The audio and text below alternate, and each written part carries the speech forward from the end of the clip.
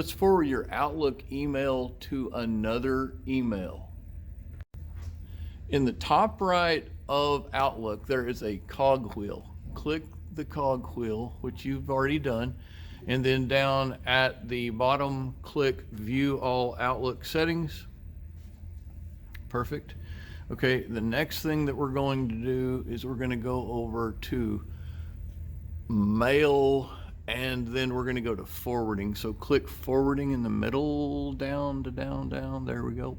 Bam. And then enable forwarding. And then what I want you to do is type in the email address to the email that you normally use so that it will forward all of these emails to your regular email, and then just hit enter. Say save button. Thank you. Hit save. Bam.